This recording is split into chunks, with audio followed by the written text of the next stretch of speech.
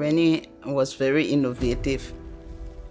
He played the music, and I remember him advancing in the music more than any of the children. And that's how he was, just very innovative.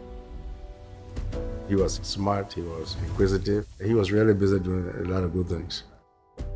I was just trying to find my identity.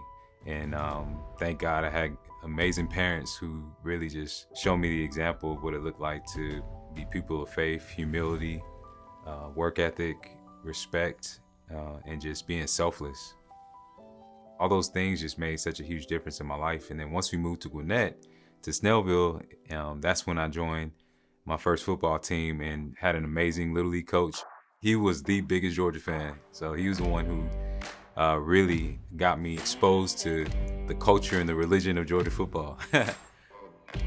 At that time, I'm just a rebellious teenager, just thinking like, I'm not gonna let anybody stop me, and I kind of used that to propel me, man. But it was just a mindset that I established where I told myself, I'm either gonna make every single play or I'm gonna be near the ball, and nothing's gonna change that.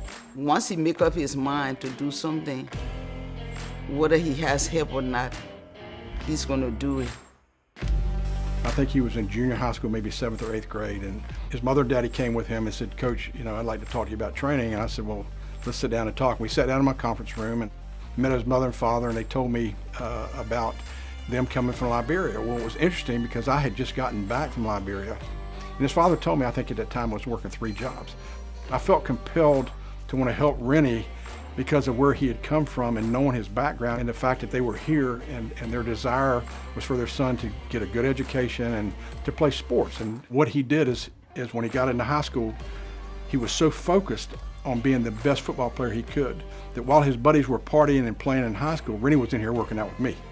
That was the story of my career, was being the underdog and being the guy who didn't really fit the mold, but just through persistence, through hard work, through dedication, it just opened up doors, and it led to something that I couldn't even imagine. They are going to have to account for number 35. How about the play that Curran made to save the game at Columbia? He didn't tell somebody how good he was, he showed them.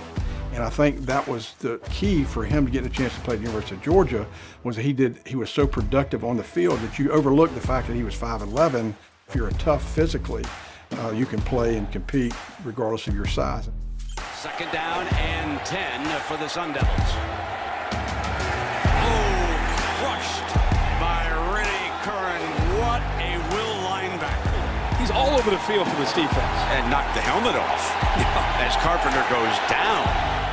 Going into Rennie's junior year at Georgia, he had a great year. It was all SEC, was an All-American. He had a 3rd or 4th round draft grade, so I knew coming out he was going to get a chance to play in the NFL. And so when he came out and he was drafted, obviously we were all so proud of him.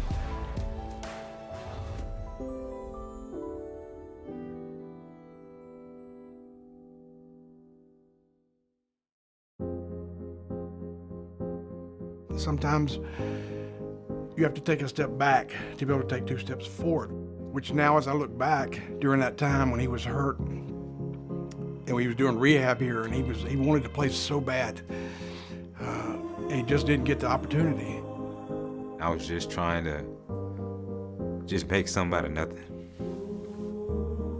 I was in a place in life where I didn't know what I was gonna do. I didn't know if I was ever gonna play another down of football. 22 years old, going through a midlife crisis. I'm training 4 hours a day, waiting on a phone call that may never come from a team. At that point, when I was at rock bottom, is when I started building a new foundation. It started with me writing my first book, and once I wrote the book and I put it out there, I realized it wasn't gonna sell itself. So then, understand marketing and messaging, and just that repetition, like that consistency of embracing failure is what ultimately led me to success. Finishing my degree at Terry just meant so much to me, especially being that, it's something where it's not expected all the time to get a business degree because of the focus and the demand that it takes to be an athlete. When I look back now, it was never about the accomplishments, it was never about the awards. It was about, just constantly improving and becoming the best version of yourself. And now as a speaker, that's really what I'm doing. And so it's crazy that it came through sports, it came through football, but it ultimately led me to my true purpose. Rennie has a good heart. Yeah, he always willing to help people. My foundation, Game Changers Foundation, we help athletes, especially younger athletes, by providing resources to help them become leaders in sports, business, and life. And we do that through mentorship and leadership development. I gotta give back, and it's my responsibility. And that's a big part of why I do what I do, and it's what pushes me every single day. It's just starting for him. I mean, he's got the rest of his life to achieve something great, which he's doing every day as he goes into community around the world and impacts people. I can tell you right now that Terry School of Business could not have picked a better person than Rennie Curran to represent them in a way that is of character and integrity. This isn't my award by any means. This is for so many people that have been a part of my journey, who supported me, who just said, man, Rennie, I believe in you.